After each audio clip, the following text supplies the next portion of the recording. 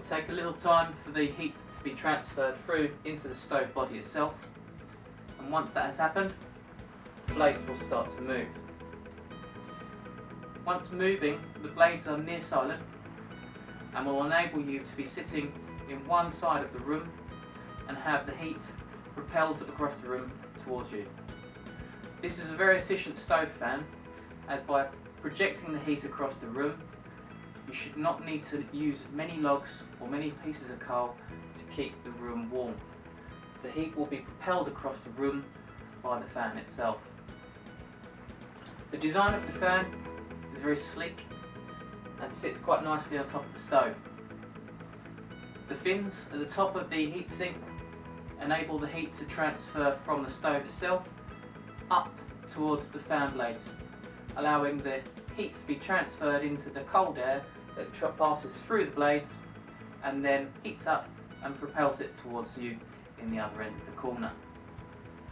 As you can see, the fan has now reached temperature and is starting to propel the air across the room at a very good speed. The hotter the surface of the fan heatsink itself, the faster the blades will turn.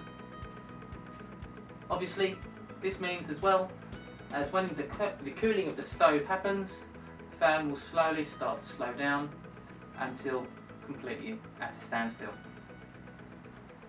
The good design of this fan is because it uses a ceramic plate that goes on the heatsink. It creates its own current which turns the generator in the fan itself. So there are no need for any batteries, there are no need for any mains or electrical current, because the FIR 300 Valiant stove fan can produce itself enough current to turn the generator and the fan on top. This has been a product review. My name is James Farrington. I rate this 5 out of 5 for both value and efficiency.